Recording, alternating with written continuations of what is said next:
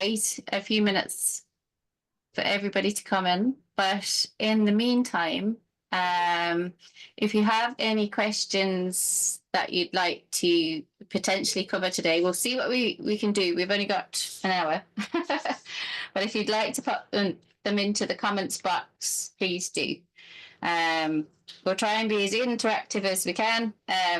We will allow you to butt in today, and we'll do our best. So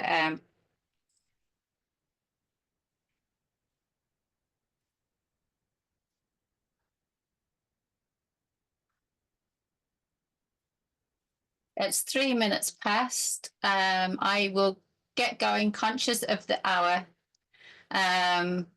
So welcoming you all here. It's obviously myself. Apologies, I do not have a video on this screen, but it's the most stable Wi-Fi, so you won't see my face today, thankfully. But you can have a look at this one. But I'm joined here by Don Crowley of Teagasc, and our host today is Deirdre Hines. So thanks for that, Deirdre. She's going to keep us in line. It's great to have a conversation with Don. He is a serious systems fellow when it comes to, helping you resolve stuff with a wealth of knowledge and expertise. So, Dan, do you just want to say hello, introduce yourself here? Hi, Mary. Hi, everyone. Yep, I'm Dan Crowley. I work at Teagasc. I was involved in the milk quality program, and now I'm involved in the Carberry Teagasc joint program. So, yeah, to be good, we'll have a good chat now tonight. Very topical things we'll cover now this evening for the spring. So hopefully we'll be able to help people. Absolutely, yeah. And obviously we're not vets, but we're very much, in terms of my role, I'm constantly seeing what's happening on farm and utilising farmers to advocate, decisions and moves. Don's exceptionally good at systems applied on farm as well. So, we see a lot. We see a lot of solutions as well, but always realise, that there is great expertise there as well. You may need vet advice too. So it's an interactive session. Please join in as you want to. We want your questions to help lead the direction of conversations. We have a few slides today to give us a little bit of direction, but I would quite welcome any thoughts or comments that you have. So yeah, Deirdre, if you can give us a hand as well to manage the comments too while we're in the slide session, that would be very much appreciated. So we'll get started. So in terms of the spring issues for this year, we're going to cover a little bit on animal health side of things. So in the parlour, SCC, mastitis control, managing that transition cow, at-risk cows, managing the housing associated with that to a degree. We might try and just mention grass technique. That was one of the questions that came in. We're going to cover calf health. Then we're going to look at feed management. We might have a bit of a chat about managing milk quality and what would promote that. And the best ways to execute our grassland management this spring, given the fabulous weather conditions that we have had, even if it's been a little bit cold. What I'm going to do is step into SEC and mastitis control first. As Don alluded to, he was over milk quality for quite a long time there. Initially thoughts are towards trying to avoid yourself out of a bad start, but it may be a reality right now of trying to manage yourself out of a bad start. So we'll kick off with you, Dan, on this one, with the sort of steps that we'd like to execute in our milking routine in the parlour, and thoughts to try and help us manage to have a good SCC, or try and manage ourselves out of those blips, because you do see it at group at the moment. Just say if there was 12 or 14 participants, you're probably looking at a third with some dicey or ugly SCCs done. Your thoughts on that? Yeah, definitely. And you know, what you see with somatic cell count at the start is people think it will go away, you know. Give me a bit of time until just it's fresh calvers and so forth. I suppose there's an increased prevalence of once a day milking at the start, you know, from a labour point of view, and just the consequences of that if it's not managed properly. And you know, we see more and more, I suppose, Mary, it leaves a consequence if it's not dealt with, you know. Not to be, don't be too flippant about it, about the heavy start. A lot of times you'll get a couple of high counts and it'll straighten itself out, but just to mind it, just to be careful, I suppose. That's where we'd tease out these few steps here, you know.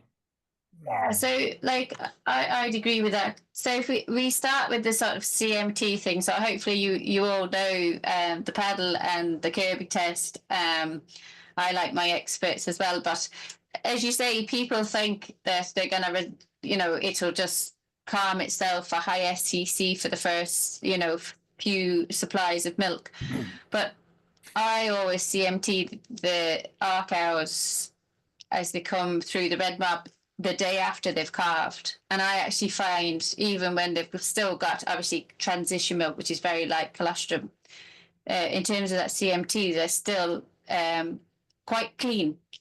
So it's a great tool for picking out cows with problem quarters and heifers, of course. So, you know, your general thoughts to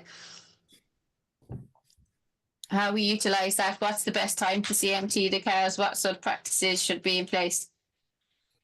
I think very useful for heifers from the point of view of identifying whether you're dealing with an infectious issue or a stress issue.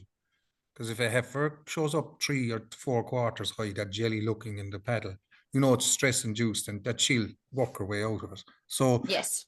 you know, that's an important thing with heifers because, you know, yeah, and you'll see it in the milk recording yourselves, you know, they'll come back as 1 million, 2 million, next thing they're down to 20, 30,000. So, you know, there's no antibiotic intervention required there, you know. So And the general thing with heifers when you're using the CMT as well, Don, isn't it, is that it's all quarters usually, or it might be the 2 back quarters, or, you know, and it's often associated with a bit of hogging, you know, that sort of udder edema, the swollenness there as well.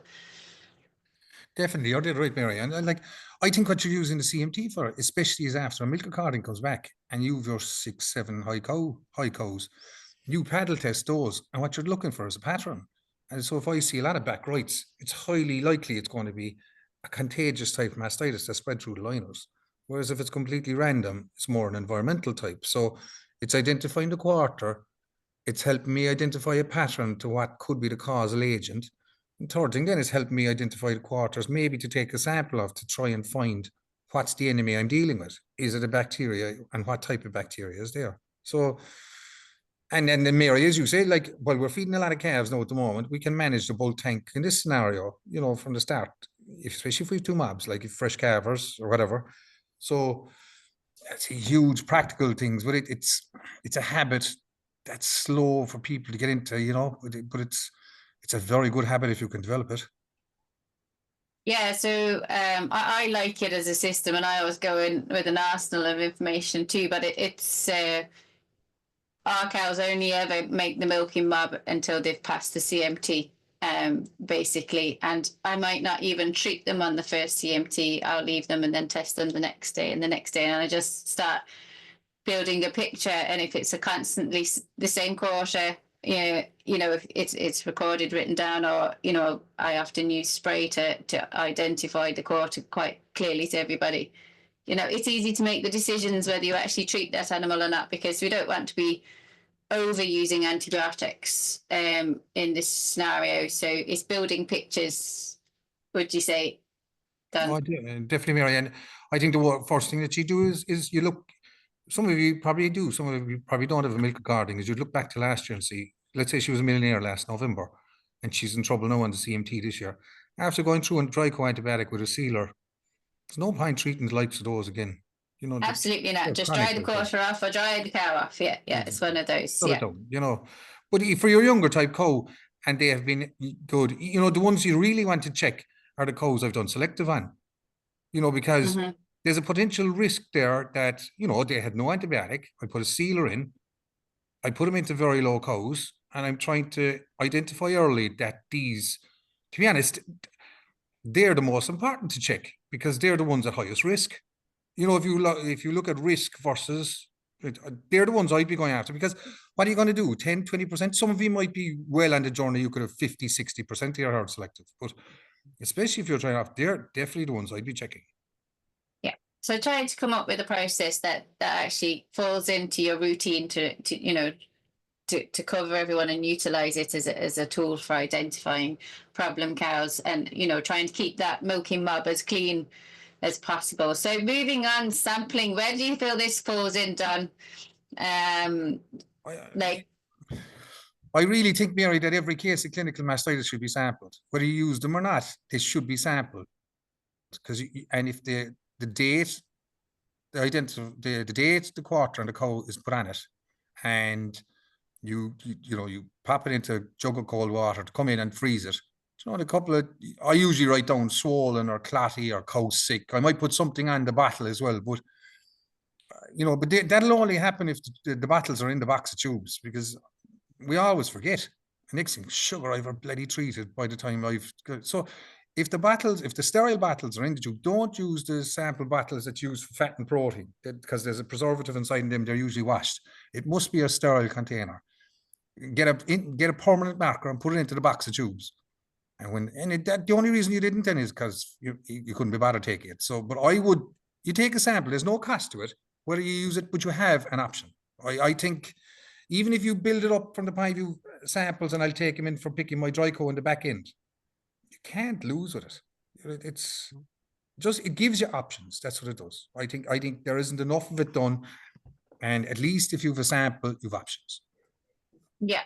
So in the box of tubes, a pen and some disinfectant wipes, because obviously we don't want to put the wrong bacteria into the bottle. We want to actually take it from the udder. But yeah, certainly an arsenal in trying to build pictures and help strategize to how to manage the whole year as well as the spring. Just thoughts towards the parlour, trying to manage that. I have a picture of the vacuum cage. Yeah, the vacuum. Yeah, sure. Look, ideally you get them serviced when they're dry, which is difficult now because technicians will be doing a lot of extensions and parlour work. But I suppose you'll be prioritising. Look, the first thing is get a new set of liners in. That if they haven't been there for the start of the season, they should be in there now. They'll last 2,000 milkings or 6 months, whichever comes first. Look, the pulsation, the liners are very important because they're the only part coming in contact with the cow. And if I have an infected cow, she'll pass it to the next 8 cows in 5-8 rows, especially a Staph aureus.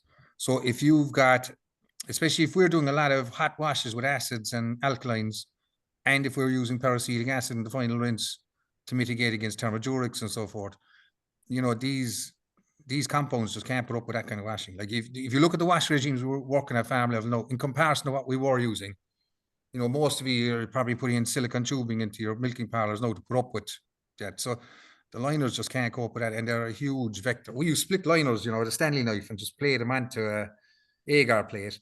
And that was after they were drying off, dry off in the autumn and then the spring. And we grew Staph aureus, so it's something definitely to bear in mind that, your big studies are saying you're going to get increased milk yield at that. Look, for 30, 40 euros a set. Oh, massive, fantastic investment. Yeah. Okay, so if you're in a bit of a storm at the moment and you're trying to get a handle on your SCC there, done, cluster flush is here obviously as an option. What about dipping clusters? Obviously, first thing, if you've got cluster flush, the first thing you need to know, is it working effectively? Because you can't always assume that it is, and I've learned this from experience as well. They're right, and I got caught plenty of times as well myself, Mary. Like when you see a cluster flush, you make the assumption that it's working, but we had an instance a number of places when we checked it, the cluster flush was there, but it wasn't flushing out the volumes that were required, and you're looking at between 800 mils to a litre should be flushed on every time. So what you need to do is go down along your 10-20 units, hit start, hit stop, and then put a bucket underneath it, catch all the water and pour it into the jug, and go down along and make sure that they're flushing that kind of volume through it. Because Dave Gleason has done a lot of work on that. The volume of water is as important as the concentration, as the peracetic acid coming through. So look, they're a help. they're a great help for stopping the spread of contagious mastitis. But look, if you have a good drafting system and you're prepared to draft the cow and milk them last, or if you don't have this system and you want a manual system, it's a good practice maybe to have a bucket or two of peracetic acid solution at the top of the pit, that when the 2 or 3 cows come in, that you just run up, flush it, dip it in, dip it out, and move on again. That bucket will do about 8 cows. You put 30 mLs of peracetic acid into 10 liters of water, and that solution then will do 8 cows. But like, we've swabbed the liners before and after that, and you do get a 90-95% kill. It is a good help. Like, the buckets are completely impractical, but they'll fit they'll fit if you hit a problem.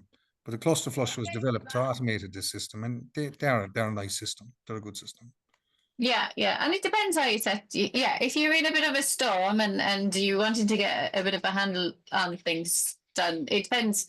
Like, we did clusters at home for years. This is the first year we haven't done it because the STC is reasonably well managed. But we used to just have a bucket between 2 units down the pit, and when you're only doing the 6 rows, whatever, it between the milkings, it was an easy way to apply it across the board, just to manage yourself out of situations. So there's lots of options there. Teat spraying, though, this one, the amount of token teat spraying that you see on farm is chronic. Like, whenever you bring in a student or even a young fella, like, the amount of times you have to say, hang on, lads, full coverage. I want to see a drop at the end of the teat on every teat. It's unbelievable how ineffective this can be done unless actually thought about. Absolutely. And Mary, I think what one little thing, and it's a very simple thing, what you should do is, the little milk sample bottles, I think they hold about 10 to 15 mils. If you cut the teat sprayer and spray it into it and just count it, some of the units will take 4 seconds to dispense 15 mils. So, like, if you're there 1, 2, 3, 4, that's 1 cow done. Like, they'd be lucky to see most cows see a second. And half a second. That's the reality, isn't it? You see. Yeah, it is. And if you have students, or even for yourself or whoever's in, what is the test? Is the paper test. You spray your cows. Now, you get a piece of paper, you wrap it around the barrel of the teat, and if it's covered. And you see, before, the tip, we used to always say the tip of the teat was crucial, the little drop at the end of the teat. But now we know Staph aureus, Strep acanthatus, Strep uvis, they live on the skin of the teat. So what we're trying, teat condition is as important as the disinfectant properties of it. You look at the wind now, we've seen now in the last time, they're in and out, lime, teats are getting chapped, they're getting dry, especially now if the wind goes northwest, and we'd see it around. Especially the weather, isn't it, right now? Like, right. Yeah, it's cold, it's warm, it's harsh weather, and especially when you just come out of that dry cow period, and you feel for them a bit. So effective teat spray being quite important. So I'd say your paper test, spray into a little bottle. See how long is your teat, your spray unit taking to dispense 15 mils, and then now you're on track to do something reasonably good, because if I'm going to dispense 15 mils, I might as well be putting that in the teats as we put it on the flank or on the udder or on the tail or whatever, because too many farmers are doing it as the cows are leaving the pit, so if you're going down along and you're doing them in batches of 4 or 6, you'll spray. If I cup across my 4 or 6 and spray my 4 or 6, and when I go down to unit 10 or 12, I can pull the string or hit the button and they can start pattering away off out. They're slow enough at the moment, pattering away out, and you can, you're not walking, but if you're cupping across your 10 or 20 and you're having to walk back up and spray as they're walking out, generally it's not done right. So I find it, Is there any benefits to pre-spraying? Pre-spraying is only had really, I think, if you were stripping out cows, because it's stopping you from spreading it. Yeah. Okay, so it and I would depends on your pre-spray instead system. of washing.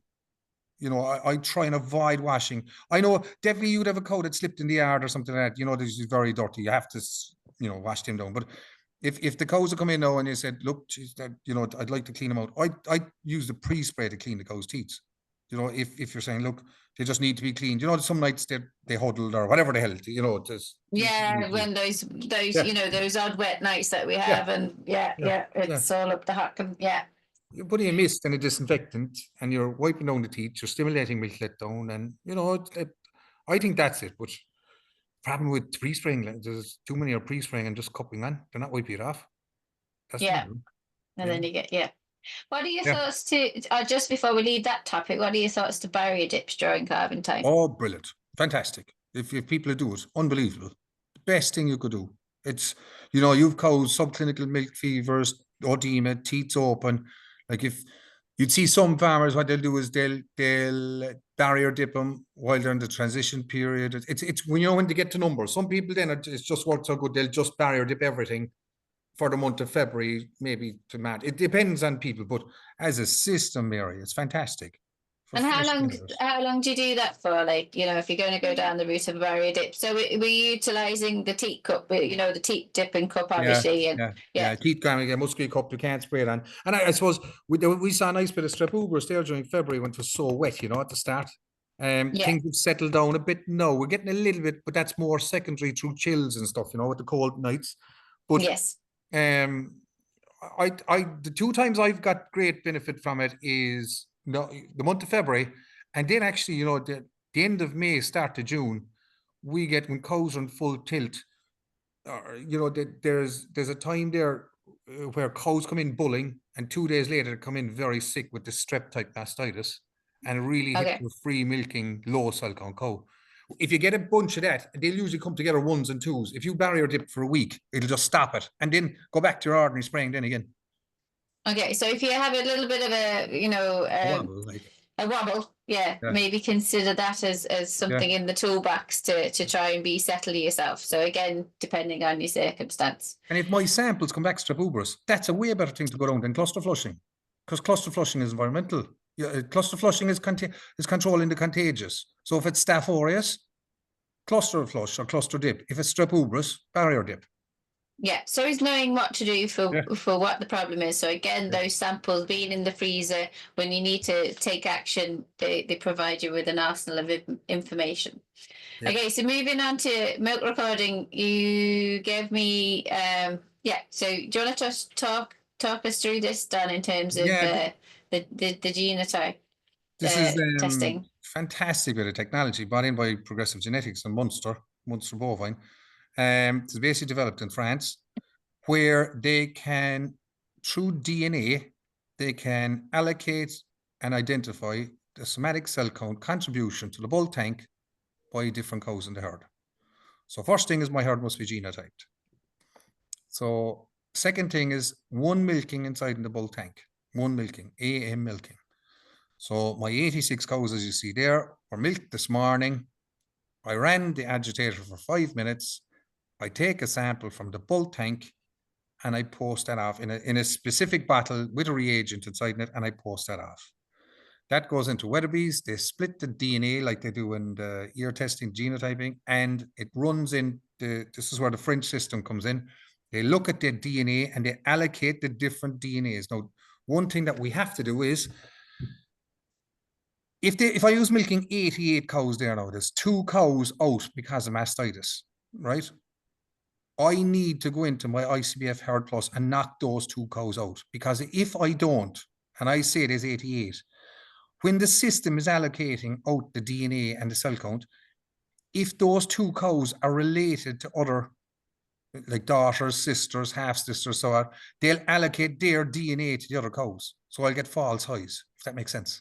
So I have to go into ICBF and knock the 2 cows out to say they are the 86 that are inside in that bull tank, the other 2 are out.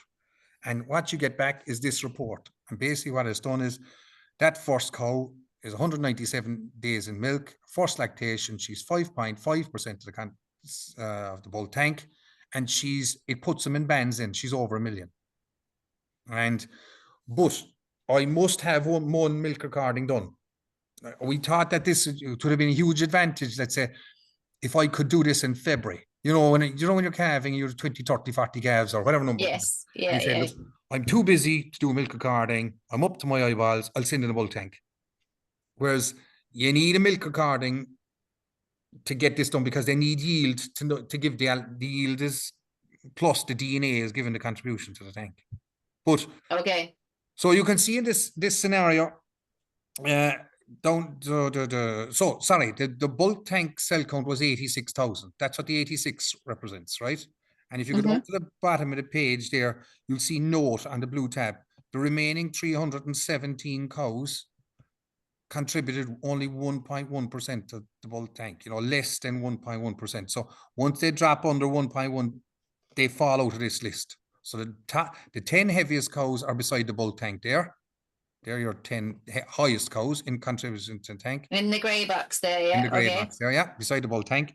And then the top, I think is it 20 cows or something, I never added up, are there with the red dot beside them. So color green. The ones that have got an SCC between 250 and 500 effectively, yeah. Bang on. Cost-wise, we retail about €3.50 a cow. So if I have 100 cows, one of these is going to cost me €350. Okay. Yep. Right. But then cheap. It's an expensive technology. But I suppose where would you see the opening? If I'm 4 times a year milk recording, and let's say I did my last recording in September, October, I could say, look, you know, I'll do one now again before I dry off to see is there any changes, you know, in November. Maybe in the middle of the year, things are busy, holidays and all this, there's a little wobble inside in the cell count. You say, look, we can't go off. It's just too much hassle to get a milk recording. Maybe that's probably where the areas you'll be looking at, you know. Sorry, Mary, can I ask a question there, please? Yeah, do. Don, so if you have one herd over 2 bulk tanks, we'll say over 2 platforms, you have to allocate each cow to each bulk tank. Is that correct? Bang on. Yeah. Okay, okay, thank you. You did right. Okay. Yeah, it'd be interesting to see if ICBF allow us to do that a little bit more, because there's a lot of split herds in different yards on the same herd number. Yeah. It would help for the co-op reports, is that? That's right. There's no way of separating them on ICBF that I can see anyway. Yeah, that's fair enough. And again, ladies, reminder, thanks, Miller. Anybody who wants to step in and ask a question, please do. So moving on then, this is the next report from that Geno cells. Dan.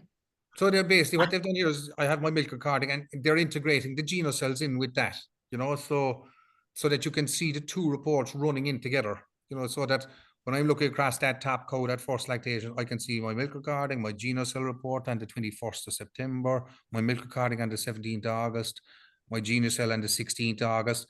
That was part of the trial. So they're just trying to see the accuracy between the Geno cells and the milk recording, and, you know, but that's if you look at that 4th cow down there now, like that 5th lactation, you see on the 16th, she was between 50 and 199. And literally the following day, she was 563. And they've seen that, like, that's genetically that, you know, that will happen, like, and you'll see that in the bulk tanks yourselves. You know, you have a bulk tank 100, the next one's 140. You know, you see that little anomalies yourself. So Mother Nature, you will see little variation. Like, there is an infection inside in that cow, but she shedded it intermittently, like, you know, so the 17th of August, the 29th to the 10th, she was 428. So, but look, that nice way of recording it, and it's just so that you're getting value of your Geno cells with your milk recording. They've done a nice job there on integrating to do.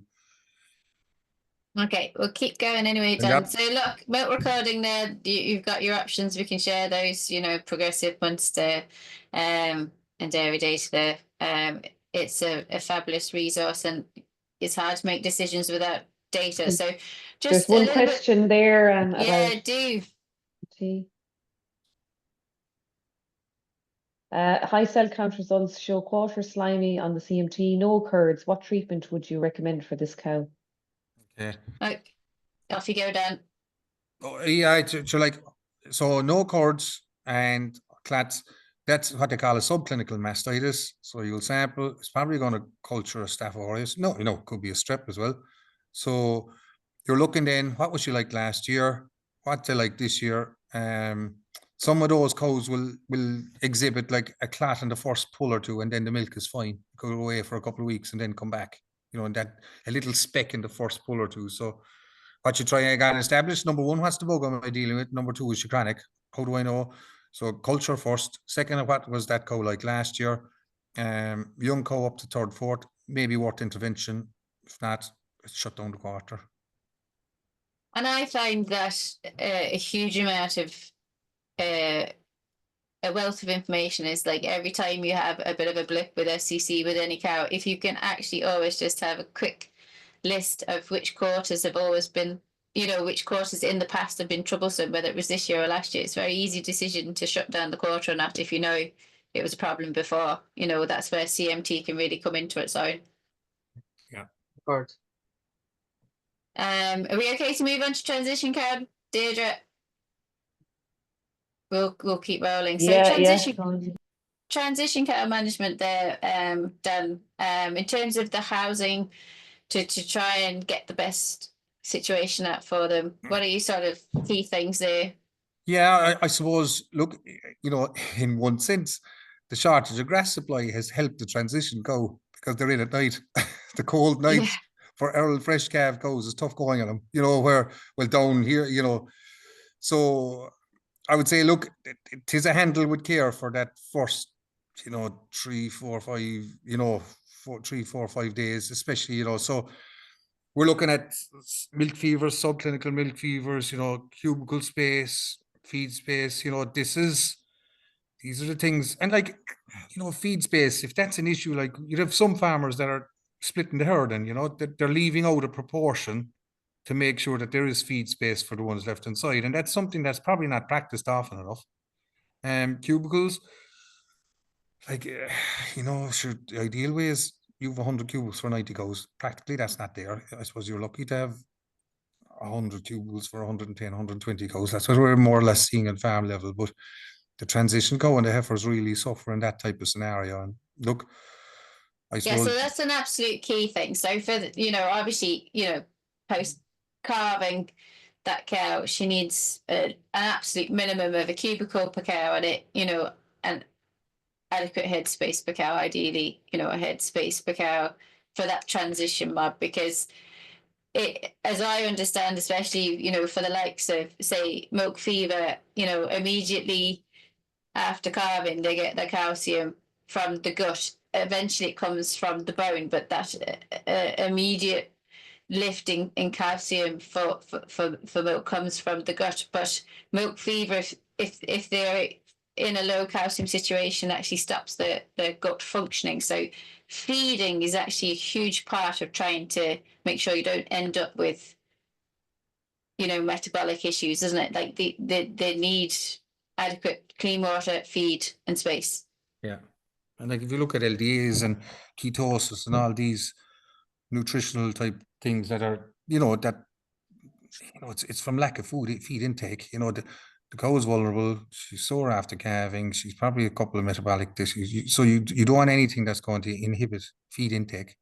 And one thing to watch then too, you see, is the piggy feeders. Like if you're on 5 or 6 kilos, which a lot of people are, I know, and you straight from calving onto 6 kilos of ration, you have to ensure then that they have adequate access to forage and stuff then, so it's just,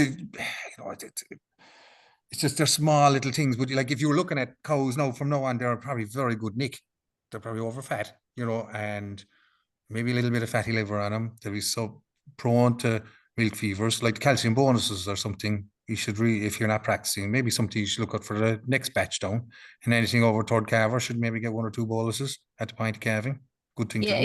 If you're having an issue, that's for sure. Yeah. And again, as you say, Don, most herds now are probably venturing into the 5, 6 kilo. There's a few at 4, but at home we always keep our transition cows, or we call the red mob as well, even anything with mastitis, we always keep those on once a day. 1, because it makes life a lot easier in terms of management, but 2, it's an easier way to transition them into the feed rather than get those twice a day pulls, at the same rate as the rest of the cows. They're actually coming in and they're only getting it once, sort of at a half rate feeding.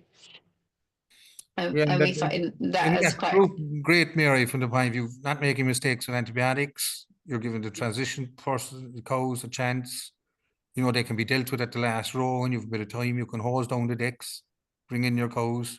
Do them first if people want. If you want to send small fellas away off feeding calves or whatever it is, or last. They're nearly always last, aren't they? You know, Yeah, we always do it last, so there's Yeah. no cross contamination onto the the units for the rest of the cows. But it's whatever suits, I suppose. It just works well for ourselves. But it's just when we're alert and awake and the day hasn't dragged on, or it's a good time just to get it sorted. How long have you been once a day for? How long would you, and how big would that group go? When we're busy, that group will go up to 20 to 30, but like we carved quite quickly. But at this point in time, it'll go as small as 2 and 3. I think there's 3 in there as of this morning. And if there is a cow on treatment for mastitis, she'll be in that mob. And if we're at a 12-hour tube, we always give them the 2 tubes at that milking, so it covers them for the 24-hour period rather than the 12-hour period, obviously, because they're only going to get milk once. And we actually don't find that causes, we still get reasonably good cure rates from that treatment. But just simplifies things for us. And And Mary, how long are they in the transition mob for? How many days?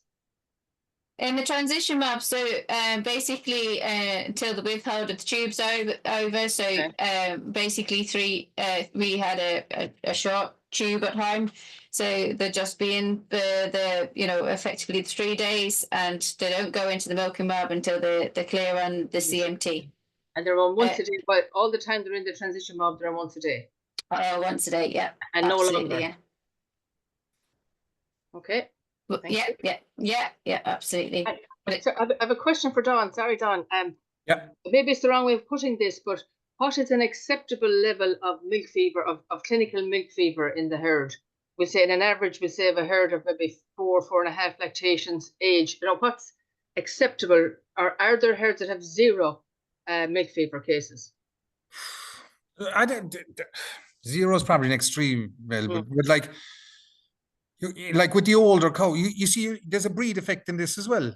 So there'll be certain cows will just prone because of their age profile. But look, ideally 0 is right, but in the reality, people are going to 1 to 2, because if you're getting even if you're getting more than that, like, you must remember there could be potentially 10 subclinical then, like, Okay. But I wouldn't be getting mad excited, because you see, you have.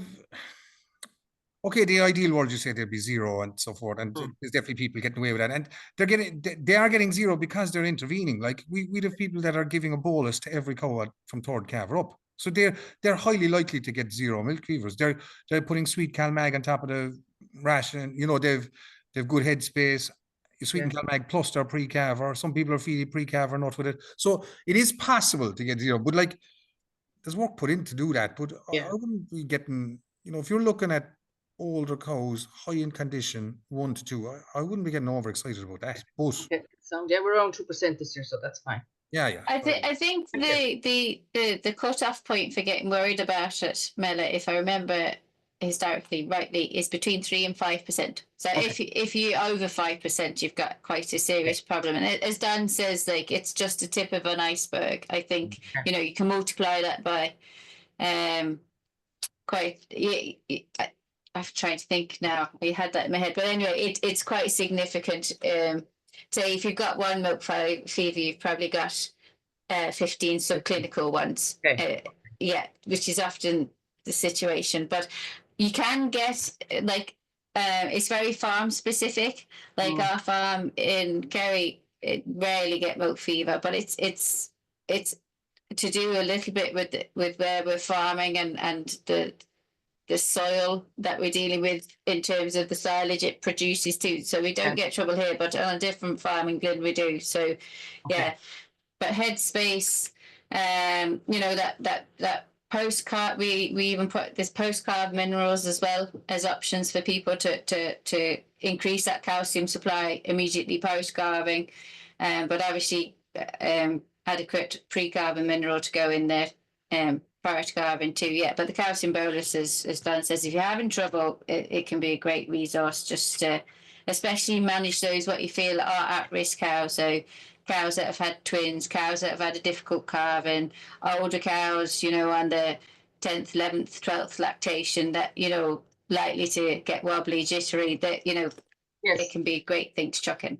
And any value in those drinks that they're promoting? for Or the preventing. first drinks and stuff. Yeah. Gmail, they're very good, but your timing needs to be bang on. You know, Yes, they won't drink it. They you drink won't it drink straight it. after. They'll drink Yeah. it straight after if you give it to You them. want to be nearly when the calf pops out. You want Yes. to, Or and they some reject farmers then otherwise. would have maybe no drinking tract in the calving box, like, you know, Yes. so that thirst is on them that they'll actually Yes. drink it. But look, Yeah. but if they'll drink it, some farmers are pumping them into them, you know, but Mhm. if they can drink it voluntarily, it is a super job at it. They are Yeah. very good. There's no doubt about that. Yeah, lukewarm water, and they will, if you go in Yeah. straight away, they'll drink it. Yeah, Okay. they Thank will you. do. But No I worries. just the application of the dry co, even just the minerals, just, you know, twice the application, like some people are putting on like a pencil, you know, and just, you know, it's those small little things as well. And like, Yeah. it is a gateway disease, and downer cows, lads, there's some pain in the neck, you know, Yeah. so, Absolutely. you know. Okay, thanks. Okay, moving on. Just that hygiene as well for that transition, Don. Yeah, so it's crucial. Like, no, you know, the big time now at the moment, cows in and out, you know, I think definitely look at the timing of the scrapers. I would be upping that big time. I'd be upping that to 8 times a day. If during the night now, let's say, I'd be running that nearly 5 to 6 times in the night, because they're kind of loose. They're, you know, it's just, it makes a huge difference on the lime. And the liming, of course, maybe use a disinfectant lime once or twice a week this time of the year. Now, if the weather breaks, I'd be watching when the weather breaks. This weather now, cubes are nice and dry. There's a fair whip through it. Beds are nice and dry. Where we'll have to watch now, if there's rain comes the weekend with a bit of cold wind after, be careful of that. I would get the likes, I'd have a bag or two of the Stalis F or something like that. And if it's going to be wet Saturday, which is looking like, I do them with that maybe Friday evening, Saturday, if they're going to be in Saturday evening, like it. I know it's a dear little devil. They're around €40 for a bag, but the bag will 50 grams per cubicle, 25 kg bag. It's those little things. It's a disinfectant, but they help. You know, it's just to have them for that kind of a wobble, like, you know. Okay, we'll move on to calf health. So, obviously, historically, if we look back, we've had plenty of Zooms lately. So there's an archive there, and there was a great session there with Charles Chavaz. We also did one the year before, Michelle McGrath and a colleague from Animal Health Ireland. So there's plenty of a wealth of information there, but like obviously we're trying to manage the calf well-being, so making sure there's plenty of colostrum going in. We've actually got to spud the calf, so how we go about that. We've got the environment and the housing that we're trying to manage. So, you know, and we'll go a little bit more into that. And obviously we've got the pathogens that are in the farm and that we're getting exposed to. So, Dan, do you want to rattle through these few key points? And I suppose there's things that we need to think about the overall system for the future, and there's things that we've got what we've got now, and what can we change? Yeah, I suppose, look, there's something now, like with the drainage and the ventilation space, something that we need to be addressed during the year. Should I be putting Yorkshire boarding? Is there enough ventilation inside and stuff? Should I be doing a smoke test or something? Talk to your vet, your advisor on that. The knee test is obvious. You just kneel down and see how you're getting damp. This time of the year now, if you're locked up now, especially, like, have you enough straw? Is there enough bedding to be kept through it? You know, that's an issue that's happening in some places where straw has been tight. I suppose the slope of the floor to a channel is something that you should deal with during the season. You know, the 1 in 20, it makes some difference. Get the piddle away, like, because the ammonia is going to be one of the big factors contributing to pneumonia. I suppose the one thing that you could do quick is on the low line drafts. You know, if you stockboard the dividing gates inside the calf shed, it's really fantastic to stopping the movement of air, that chill factor of the wind. So I'm trying to get ventilation ahead, but stopping drafts. So if you dividing gates inside in a house, maybe there's 50, 60, 70 calves inside it, but if the dividing gates are stockboarded, it makes a massive difference to the shed. It means that you have fresh air overhead, but at ground level, you're mitigating against the movement of air too fast, that drafts at over the calves back. Yeah, I suppose line space really is the thing that you could deal with. I suppose, Mary, for calves, you know, that 5x5 is 25 meters. Divided by 2 is around 12 calves. No? Yeah. So like that's always like if you're doing a review, but also just if you're starting to run into problems, just to actually work out the space of the shed and ask yourself the question, have I overstocked the shed? Have I not overstocked the shed as a first casing point? You may not be able to do anything about it this year, but like actually starting to review your system and how many calves you think you're likely in a normal year to have on hand. But like TB is causing a lot of problems for farmers this year. So there's quite a lot of farms with a lot of calves on farm right now. So sometimes you just have to do what you've got to do. So just talking through this, Don, in terms of managing those pathogens, in terms of vaccinations, obviously dehorning. Do you want to just rattle through that? Yeah, I think that intranasal vaccine is fantastic. I think it's the one thing about the application of it. Depending on the make, you can do it from a day old, but you know, you need the applicator to go right into the nostril. But like, geez, it's fantastic to control RSV, PI3. Ballyvad no use it. They have what? They bought in 320 something calves. They only lost 2 calves last year, and that's bought in calves. Like, and they put a huge weighting on this product. That's fantastic from controlling pneumonia. Dehorning, I think there's too much dehorning going on without any anesthetic, you know, and we see where the vets are coming in and putting the general anesthetic with local anesthetic and knocking out. Dehorning, I don't know, at 6, 7, 8 year-old calf, I think it's worth it. Well, it's only personal opinion. Like, we'd be valuing a calf. It's costing a farmer about €5 to put a kilo onto a calf. So all they have to make is save a kilo and a half on the calf weight. It's paid for, like. And you see the horny calves, they can go back, like they won't come up to the feeder and so forth. Jackets, like Mary was saying, short term, calf can't generate heat until they're chewing the cud. The jackets are, geez, they're a big help, you know, and calves like it between 15 to 20, but like they will tolerate 8 degrees once there's good bedding and no drafts that's ground. One thing I'd see is maybe you've bought the automatic yard brush, you know, for the front of the loader, the rotating brush. Geez, they're brilliant for cleaning out calf hose rather than wetting them, because if you wet them, you create the crypto like aerosol. So if you clean out your shed, put on the brush, you'll get €2,000 of a grant under the EIP scheme. They'll be costing you about €5,000. You can all apply for this through your co-ops, and you'll get €2,000 of a grant off it. They're fantastic. Is the whole place to be polished when it's in front of the silage pit, around the yards, for calf houses or calving boxes. Geez, they're brilliant. Unbelievable. Yeah, but you can't underestimate the importance of having, you know, keeping, especially where animals are feeding. So whether they're automated feeders, that area needs to be kept clean and not wet effectively, and that is a challenge. Or, you know, in front of feeders. Lads, this morning I am locked up with TB this year, so this was just prime example. We have calves coming out of areas here, there, and everywhere. Actually, happy enough, but like this morning I presented with this. I was like, right, okay. Yesterday I knew they needed bedding up, but I had 2 or 3 farms to grass walk every week, so I was like, I have to get my grass walk done. And did I regret it? I did. But anyhow, so look, you can see not a pretty situation, but the key thing is launching back into those sort of key things that we've mentioned. What were the necessary changes? Yes, I could have gone in with electrolytes and that be it, but the actual reality was I needed to change the circumstances of these calves. So the key thing that, you know, we go about is clean out the fronts. Obviously, no wet areas of muck and straw.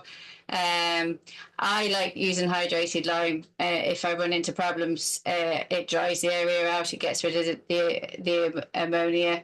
I did actually notice as well, and put yourself in the pen, that behind that wall we're doing up an old house and somebody knocked open a door and there's a draft coming into this shed that was never there. So I was like, right, there's a draft on the calves. So jacketed all the calves, heat being quite a key importance to me. And then once that was done, all bedded up. And the difference that makes to the calves, like I know they'll be fine tomorrow. It was just a bit of a wobble, but it's, you know, those importance of those few steps. And that's what calves can do to you. Like you think you're absolutely fine, absolutely sorted. It's generally after a night out, you walk in the next morning, there's going to be a little bit of a wobble in there, and you need to put shoulder to the wheel and get all of those rungs a little bit right. Any thoughts on that, Dan? Oh yeah, you did right, Mary. And like, you know, you control the temperature, you gave them a chance then to fight it, and now, yeah, you're dead right. And like but in having those jackets, what do you do? Would you have a couple of dozen of them, or do you have do jacket everyone? What do you? I actually, oh Jesus, Dan, I have 90 jackets, to be fair. And the reason these are available for the Aberdeen Angus calves is they're just, I leave them on my heifers for probably about 5 to 6 weeks, and then I start taking them off. So these are now coming off the heifers and available to the calves. Yeah. Usually I get them washed and turned around, but this morning was just basically off a heifer calf's back onto an Aberdeen Angus calf's back to get them sorted. But I find them fantastic, to be fair. Yeah, they're very good. They're very good. Yeah. Okay, moving on. So look for that rumen development, provide clean water. That importance of allowing calves the ability to nest in clean straw, and it's fine saying that. It's actually quite a challenge in keeping that in front of them when you've got a lot of calf numbers at this stage in the game, when they're eating quite a lot of it, and they're getting, you know, some size about them, 60 to 70 kilos of weight, and yeah, but it's trying to maintain that. Obviously getting the concentrates in there. What I quite like to do in terms of that concentrate, you can maybe put some thoughts on, you know, types of concentrates we put in the course ration. Utilising products like Carthage or Fibre Gold. I'm on Fibre Gold this year, and I find it mighty stuff. It's got a little bit of straw throughout it, and forage products. Any thoughts on that, Dan, in terms of what concentrate to offer and what quantity? Well, do you know what I find is great for the calves that have to is a bit of flake maize. Like if you have a bit of, if you had a couple of bags of flake maize and just put a couple of handfuls into it, it's toasted maize, like it's and is an energy source. Great on the tummies and calves, like, you know.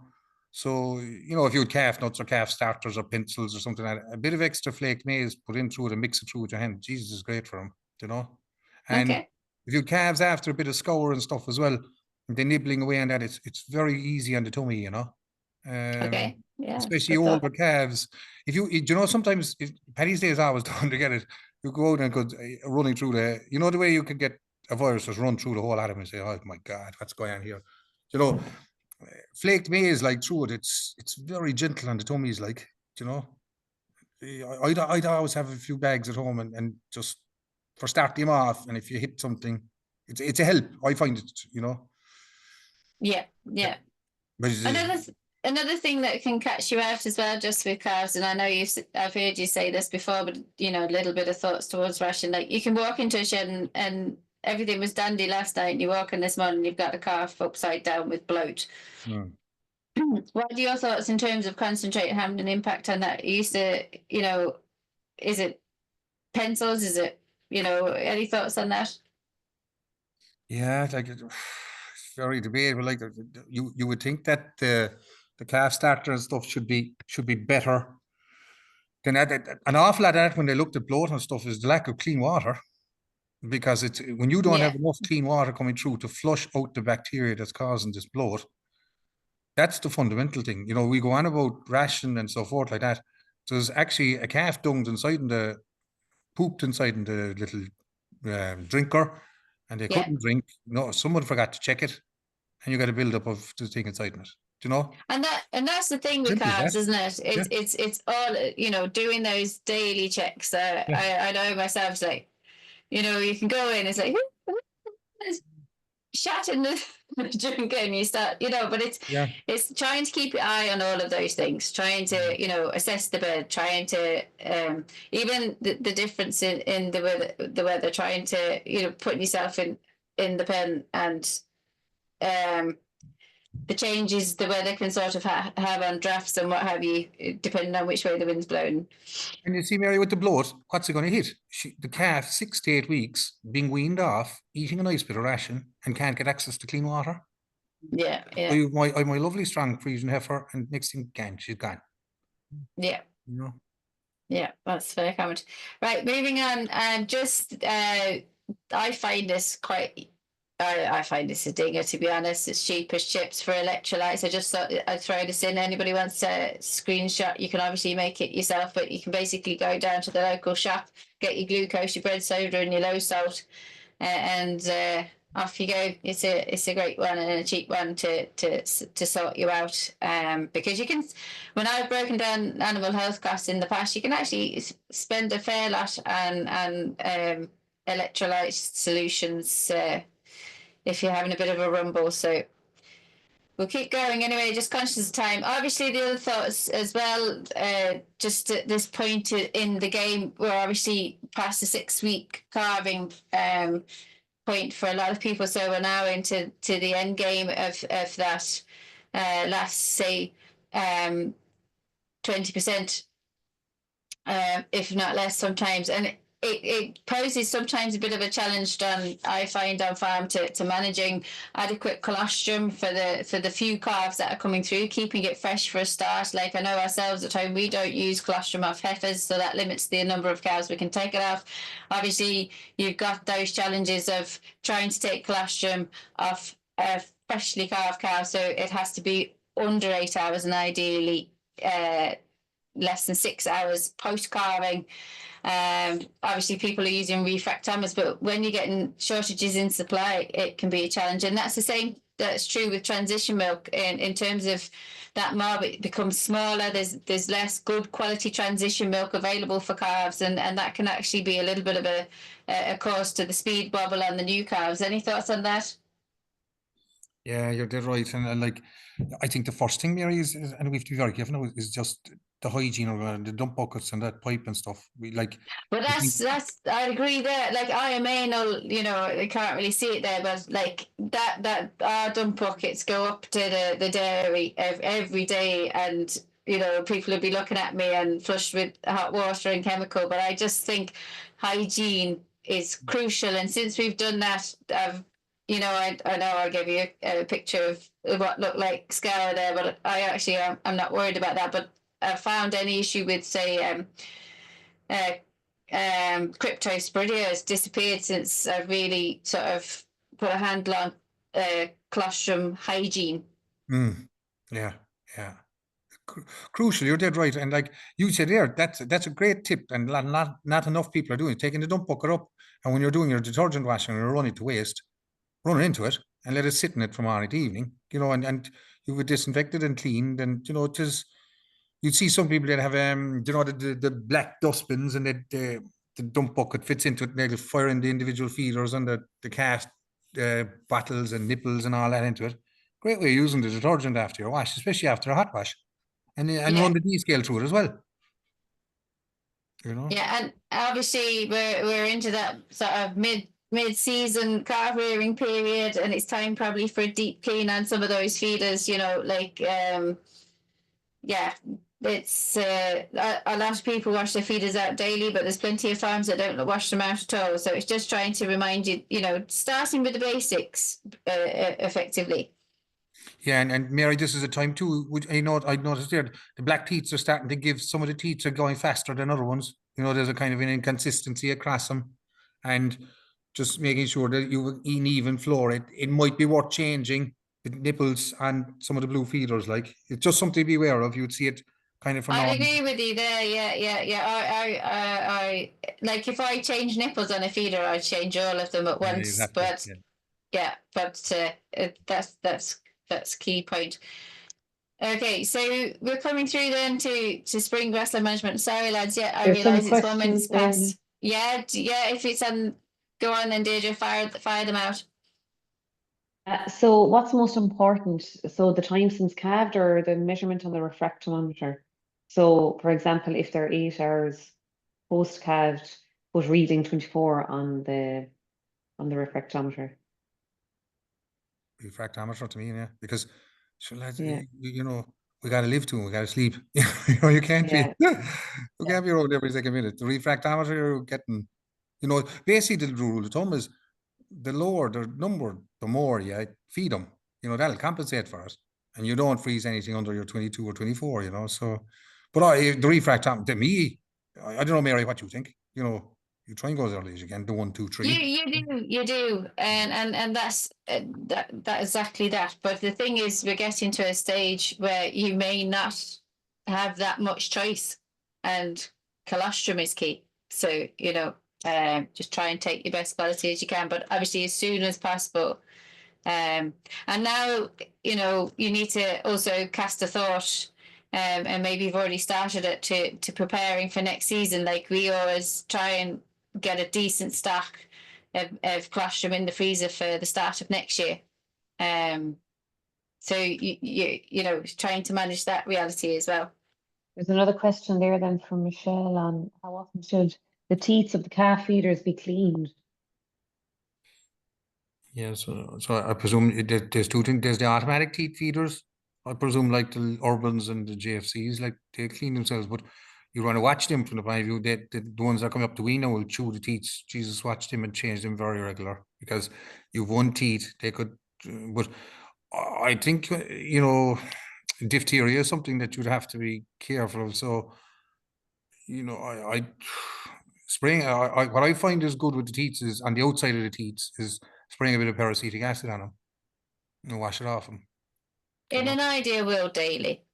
The ideal But way, like, oh yeah, yeah. Gotcha. Yeah, And that's ideal world daily, and just like with all systems, and is there an ideal calf rearing system? I think Charles Chavez, I remember his comment was he hadn't seen one yet. That everybody's got a little bit of something that will trip them up potentially. So, but it comes down to what you can do given the oh, sorry, I've gone too far. The labour reality that you've got on farm and how many calves you have to keep, and you just do what you can do, isn't it, Dan? Yeah, it is. And I think, a nice little tip there with the teats when you're talking about the teats is the last bunch of blue on the blue feeder. Do you have them, the older calves, and pop maybe 2 litres of warm water into it, that they'll suck that through to clean the inside of the teats.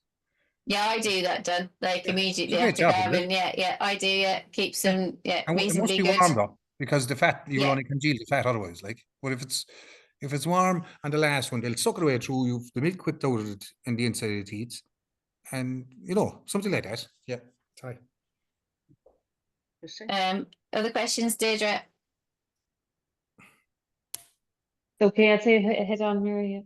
Okay, that's fair enough. No about it. So look, we're into the spring reality in terms of grassland management. Hasn't it been a fabulous spring compared to the last 2 that we've put down? Somebody said to me that there's rain coming and it might move things on again. I said if it didn't rain till June, I'd be quite happy around here. But anyhow, that's my fault for living in County Kerry. But anyway, it's been a lovely spring, but it is a wee bit dry and cold. So I suppose just the realities of that, Dan, is that we've got feed on farm. I've actually had quite for the lads I'm working with, when we looked at the opening covers, we'd actually had quite an attrition of grass in certain farms, especially coastal farms.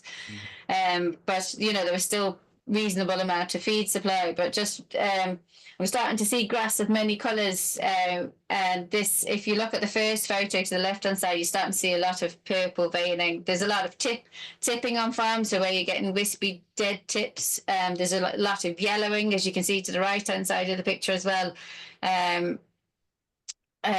But this purpleness is often resembling, it shows basically the grass has been chilled and it's cold, and it can a little bit inhibit grass growth going forwards. But we still need to manage what we've got. Any thoughts, Dan?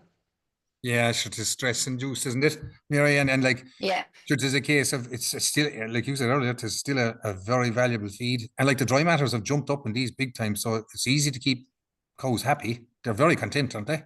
So yeah, and that's the challenge as well with grass measuring at this time of the year. Usually, you underestimate the first round because the dry matter can be well over 20%, and then as you hit into the second round, you're falling well into the teens. So they're fundamentally different feed sources, but it doesn't grow very well when it's in this state. We often don't see lots of lifts in covers, but it's still hugely important. So you might have, when we're talking grass management, people always say, well, it's going to grow better if I graze it off. But if you graze off all your cover, you're putting your cows into a very vulnerable predicament of, you know, managing that feed supply until we get adequate growth, or, you know, effectively magic data to meet our supply or demand from the cows. I suppose the key thing is, like, you know, when I'm walking farms, and just a few areas people like fall into is we've got brilliant conditions to actually eat paddocks out effectively at the minute. So like we really need good residuals. So, and this is basically emphasizing that we're utilizing the feed we've got well. So that's the starting point. So decent residuals. So the ones that picture to your left, I would regard as a decent residual. I'd be happy with the lads who'd achieved that. It's also very, very important to do that weekly grass round so you know where you're at. But the key one there is the picture to the right, is actually know what's on the cover, what cover is on the paddock at the start of your second round. So those covers that you graze from the outset. And you can utilize that information to help you sort of make plans and predictions to how much you need to stretch things out. So, for example, that's our actual cover on our one of our first grazed paddocks. It doesn't really show it there. It was about 750 cover. To start the second round, you know, you ideally wouldn't start before you have more than 1,000. Like ideally, you'd be hedging up towards 1,200. But in that reality, just if we said for simple maths, it was 8, that we actually need to accumulate a minimum of 200 of cover, and ideally 4 if we could. If you realise then that over the next week or so, you're only going to get a growth of, say, 20 to 30, you can realise how long you need to be starting to step your round out. So rotation length at this point in time is very, very, very much your friend. Any thoughts, Dan? Yeah, definitely. And it's you know, it's rationing out what's left now, Mary. Isn't that the trick? You know, that's eat grass in the diet as a proportion. Everyone's different depending on their stocking rates and so forth. But Jesus, some people, as you said earlier, are being tempted by the weather and driving on, but at your peril, run out of it, you know. And the other thing for the cow's sake too is that integration of first round with second round. The ideal is to be able to utilize those 2 covers hand in hand. So, you know, I always find it best if you're, say, able to give 1 feed of first round grass, and then you've hit you know, a minimum or desirable cover of second round, just say above that 1,000, that you could use that for the other feeds effectively. So you might use your first round for the night and your second round for the day, but just to allow their tummies to adjust, because they're fundamentally different feeds, from overwintered grass to grass that's grown within that 45-day period of that first grazing round. And it's a great way of helping mitigate against tetany as well, Mary, isn't it? You know, because the second round is a risk of tetany.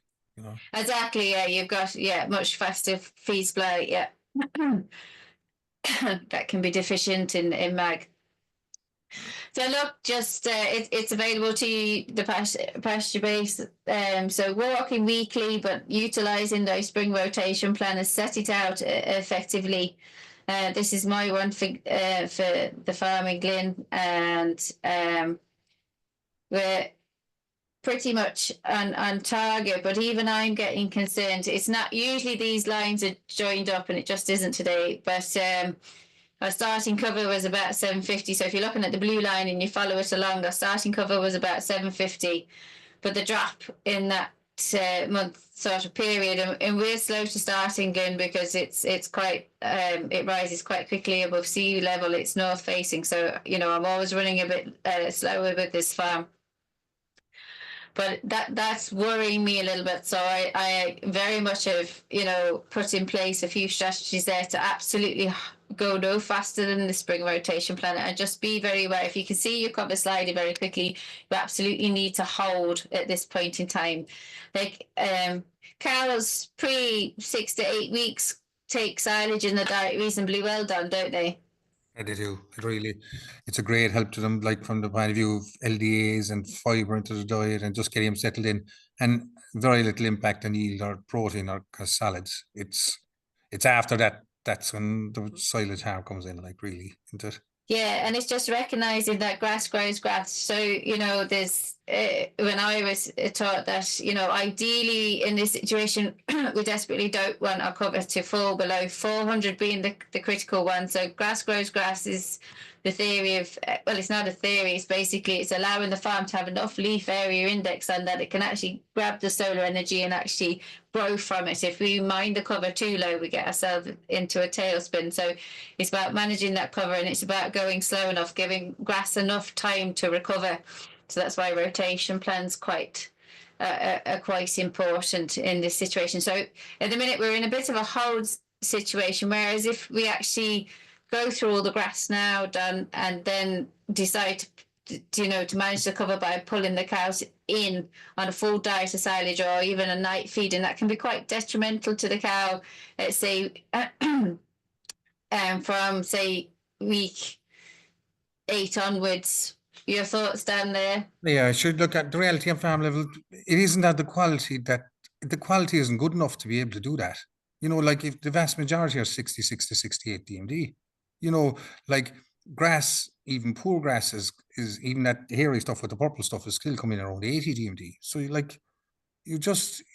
different feed type. You've cows hitting full throttle and then going into that kind of feed stuff. So it's just really going to hit you. Like rising plane in nutrition at this point every week on week. So the rising plane is one, diet quality, maintaining that, getting the good quality, but also once we hit magic date, that ability to actually offer them more and more every week.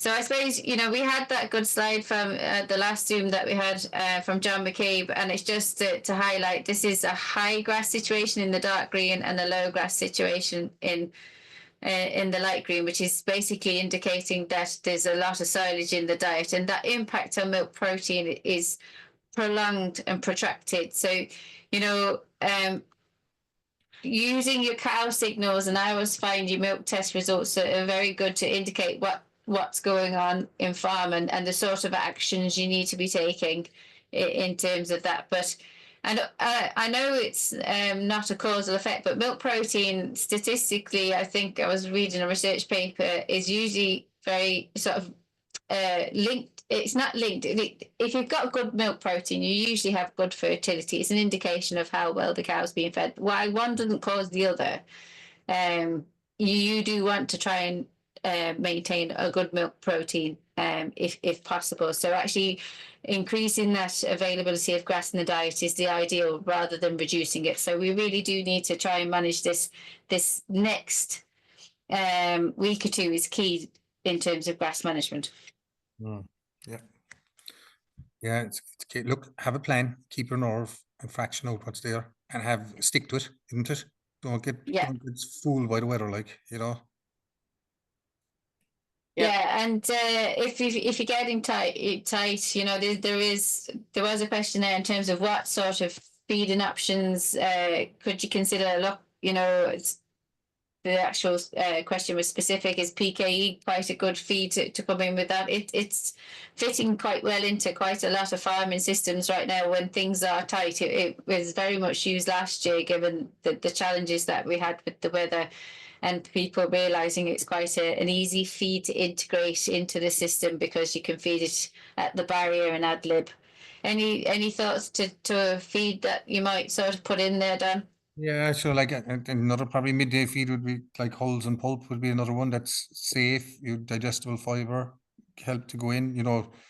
It's very filling as well. The feed, the pulp is, the hulls anyway. It swells the minute they drink anything. Yeah, and it just, you know, it keeps them happy. Like it has that happy feeling, you know. They stop roaring and they're more settled, you know. So if midday feed, you know, in barrier space is probably an issue when you're feeding like that. The PK, if I'm tight for barrier feed, but look, so there's ways around it. You can feed at the barrier and run 30 or 40 cows through the parlor. I don't know, you know, you just try different options, like, you know. Yeah, depending on your circumstances. Just on the fertilizer there, obviously, I think nitrates has us all baffled, lads. So we just thought we'd include this in terms of what you're allowed to do. So the first part of the table is actually what is your stocking rate for the year. So are you farming under 170 or are you farming above 170 effectively? and what you're allowed to actually spread in terms of nitrogen and what that calculates to units per acre. It's getting quite tight and restrictive. And I suppose like recommendations now would be key to try and get about 50 units out by the 1st of April. So, really starting, like of those allowances, especially when you've got 150 just shy of, if you're under the 170 available to you, it's trying to, get enough of that nitrogen out. Like it doesn't grow it in the bag. And when things are tight, it's very, very important. What are your thoughts, Dan, there in terms of use in this of nitrogen in the spring period? Yeah, so it's crucial to getting the engine going now 50 to 60, and we have the weather conditions. It's not going to be leached out. It's going to go nowhere. It's a urea-based product, preferably protected. It's sitting there when the growth comes, you're ready for action. Just a point is, it's last year's stocking rate is dictating what I do this year. Do you know what I mean? So like that cow that's making me 211, is a very costly cow in the amount of fertilizer I can put out. So you just look at talk to your advisor about where are you sitting, 220, are you at 211, 212, maybe cutting back 2 or 3 cows to get the extra allocation of nitrogen. The reason why that is they're generating more slurry, so you don't need that extra nitrogen. That's the very thinking behind the lesser allowance with the higher stocking rate.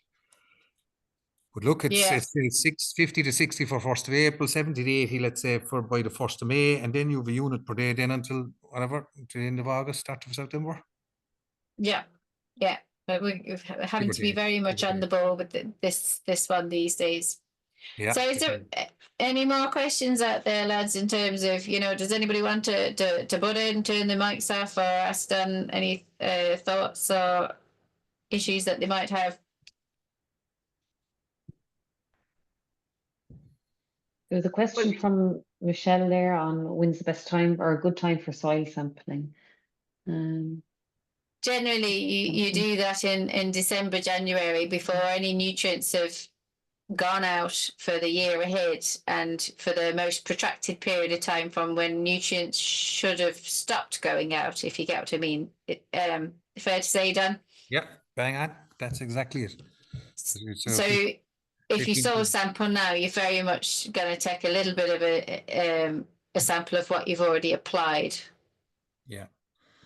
So really what it's going to do then is eat into your potential allowance then, so you got to just give yourself every fighting chance that you can get a true reflection of what's happening at farm level, so the PK and nitrogen status, lime status, so. Yep, December, January. Any other thoughts, lads? Just the urea readings in the milk samples are coming back fairly high. Is that because of the fertilizer that's gone out and not utilized yet, or is it just too much protein in the diet? Can be a mixture of both. Yeah, but with the growth being so slow, there's probably very little uptake of nitrogen. Yeah, that's a fair comment. Yeah. So I would say like you're probably getting a nice bit of grass into them. Yeah. They're probably on 5 to 6 kilos. I suppose if you're on a 16% protein ration with grass day and night, you're going to have high probably ureas then. You know what I mean? Yeah. But you kind of have to be on the 16 because they could be in by night on silage. Do you know what I mean? So you can't So you can't be. So what are you deeming as high, Mela? Just over just 30. To clarify. Over 30. Yeah. And so, because I'm still seeing on certain farms as well, milk ureas of less than 15, which would indicate that we've got a wee bit of a protein deficiency, and that that the diet quality isn't good enough. But we had to pull them back a bit now. We were gone ahead of ourselves, so they're back in on a bit of silage now. So maybe that can balance it out a bit. Oh, that'll correct it, Mel. That'll correct. It will indeed, and that's the challenge at this period of time. Like, the base cow for milking is usually 16%. We go down to the lower protein meals because there's an excess of protein in the grass. But if you're on a diet heavily propped up by silage that is generally a lower protein feed, that's when you often, if that's over half the diet, then you may require a meal that's greater than, say, 14% protein, because you're not getting an excess thoughts. And that's a challenge at this time of year, Dan, because we have bins basically that you have to make a decision from one load to the next what you're going to do in the next fortnight to 3 weeks. Yeah, that's exactly it. And I think you just gotta you hedge your bets. The implications are minimal at this time because it's a transient type of thing, you know, the cold metabolite. Where I'd be worried about now is I'm going full tilt in April, May, and I'm still on a 16%. Growth is picking up. Now I'm getting a real pickup in nitrogen. And coming into there's no, you know, that's because I'm using energy to piddle out that extra nitrogen, you know, that could be going into milk and protein. Inefficient, yeah. Okay. Okay, thank you. Anybody else? So look, I'm conscious, sorry ladies, we probably did need an hour and a half than the hour, but hopefully we've addressed maybe a few issues that were on farm. So I want to thank you all for your time. And as I say, please, you know, before we go, if you have a burning question and you want to take your mic off, just land in there. We can definitely talk to you. We do have another event on offer from our Westminster regional team. It's going to be a milking parlour and maintenance again by Project O'Connor in Teagasc. That'll be the 12th of April. But I just have to thank, most importantly, Don, for your time. Really, like in terms of you're so practical when it comes to application of farm. You know, it's usually just obvious and sensible advice. And so thank you very much for your time and your input into tonight. Wishing you all the best of luck for 2025. Thanks, Deirdre, very much for keeping us running smoothly. And again, get out there and talk. Utilize your regional teams to create networks and ask questions, because generally there's somebody who's gone through what you're going through before. Yeah, thanks. And can I just say, John, it's just brilliant to have somebody with your expertise who's also farming as well and milking cows herself on the ground. It makes a massive difference. Thank you. Thanks, Mel. Hopefully well said, Mela. Well said. Thanks, Thank Mary. you. Well done, everyone. Thanks. Okay. Bye. Thank you. Thanks, lad. So lovely.